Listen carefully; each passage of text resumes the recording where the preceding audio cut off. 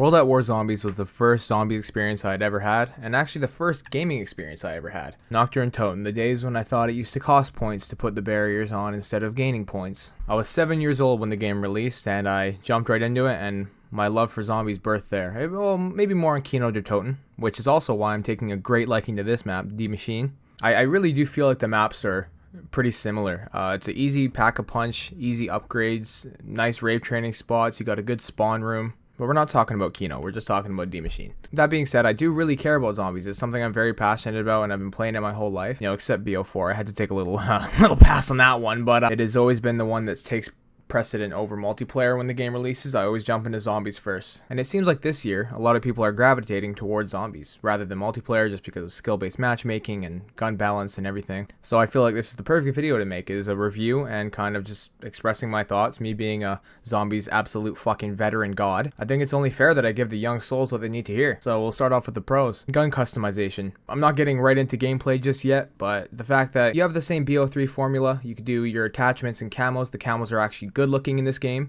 You can get different reticles and dark matter. You can't complain when they have that quality of life stuff. I mean, the attachments are more needed, but when they have camos, reticles, and like a final thing to aim for, which is dark matter, it's definitely appreciated. The only problem I have with that is that progression is very slow when upgrading your guns. Sorry, not upgrading your guns, but when you're leveling up your guns level in multiplayer, it's way faster than it is in zombies. If you want to get to the very last tiers of your camo so you can just do them all in zombies right away, the fastest way to level up your guns is suffering through multiplayer. The map layout is really fun.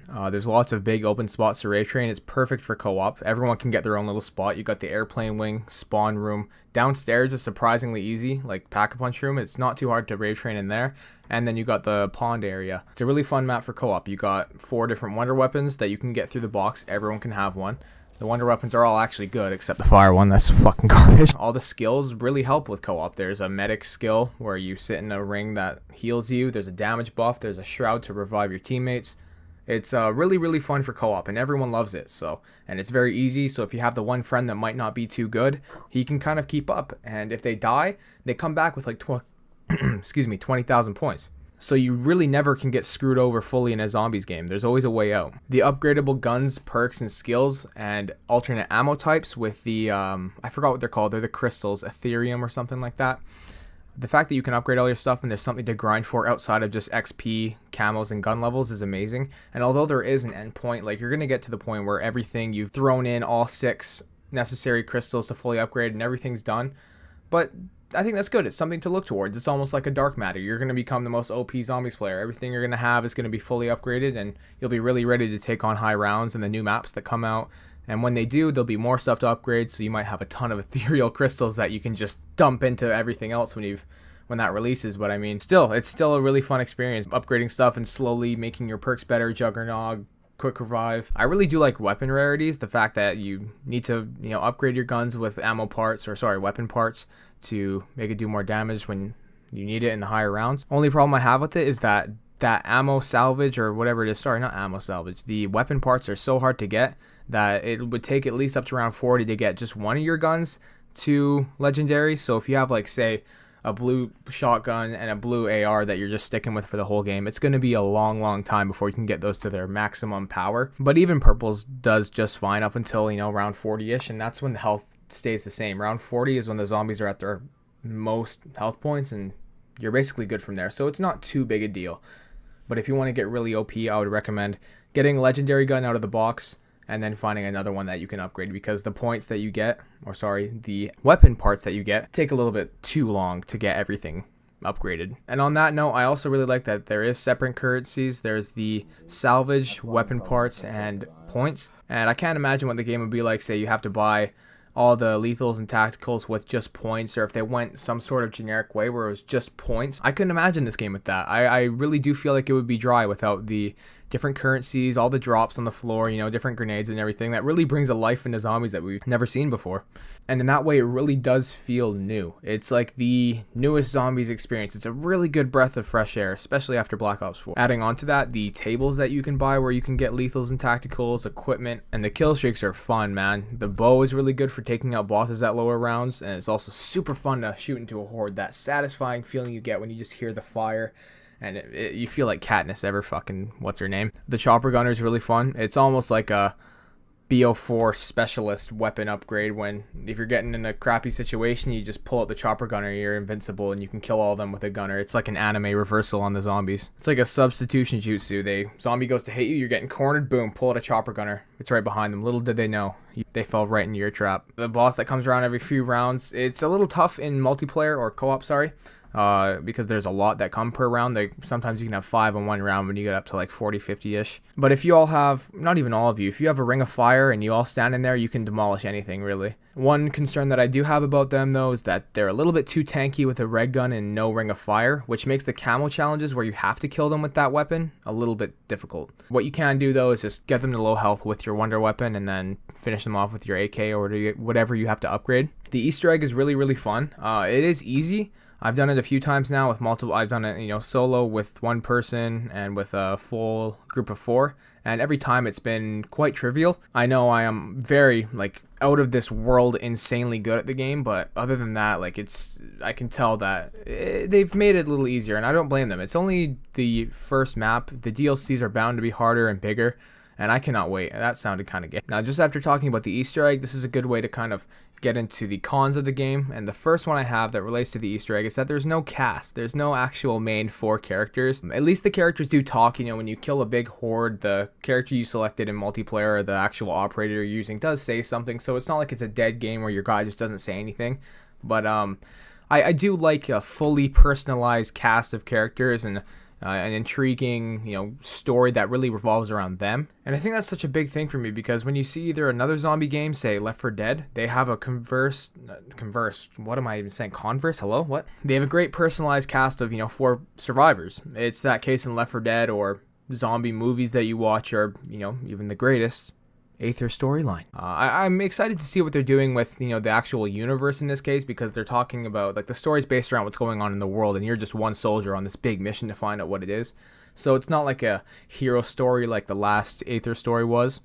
But I'm excited to see where it goes. I just do wish there was a cast. I'm sure I'll get over it, but I don't like that quick revive is kind of negated in solo and you're dependent on self revives. It's great that you can rebuy them, but it really sucks up to level 54. I'm still under that level and I only have one chance in solo. I go down, I use my one self revive that they give you at the beginning, and if I don't find one on the floor at random, I just can't get up. So there'll be one unfortunate situation where I just barely get caught in the door and I'm like, oh, that's it. I don't have a self revive. I'm screwed. So I'm sure that concern will be dealt with once I get to level 54 and I purchase the self revives, but until then it just sucks knowing that you're basically naked on revives if you go down even once and have to wait for a rare drop to actually get that ability to res yourself. Getting green guns out of the box is another thing. I talked about that earlier. I really wish that they just wouldn't spawn in the box after, say, round 20 because they're almost unusable. And even blue guns after, say, round 25, 30, I find them almost useless. Even if they're pack-a-punch up to 3, you need at least purple by that point. And it's a weird, middle ground where I don't want to pack-a-punch my gun because I want to wait till I get a rare purple or orange one, but I'm sitting there with my blue gallo and I'm thinking, is it worth it grinding out all that weapon parts just to get it to purple and then I have to do just that much more to get it orange? I don't know. That's just how I feel about that. So what I do is I just get the wonder weapon and grind out the box until I get a purple that I like and go from there. Only have to upgrade it once. Now I'm going to get into the glitches, but this isn't really a glitch that I want to talk about, but it's when you're trying to revive your teammates and there's a really weird delay where you go up them, hold square, you think you're not reviving them because it doesn't actually start reviving them, you let go, and then you see that it does start, and then stops because you let go of your button. It starts rezzing them, and then you stop because you didn't think you were in the first place, and if they're on a hill, it makes it even harder, and I feel like if you just walk up to them holding square, it should just revive them. It's never been a problem in the past. Another delay that you have is when you're spinning the box over and over again, there's a little delay when the box closes where you try to spin the box again and you see the circle go all the way around your square button and it just doesn't open. You have to try again. One little pet peeve, but something I feel like I should mention. Now the glitches. This is the hopefully not biggest section because I don't want to complain about it for too long, but it is the most packed section. I've had a few glitches that have ruined my games, and I feel like that's something that should be addressed because if you're a new player and you don't really know what's happening, or you don't really know that what's happening is a glitch because you feel like it's just your own personal experience, that would suck. That would definitely kind of stray me away from the game if I'm like, okay, well, I'm doing this and it's just not working, so I'm just going to back off. For example, One time I was pack-a-punching my guns, and the gun just didn't pack-a-punch. The name, I got the camo for it, but the name didn't change.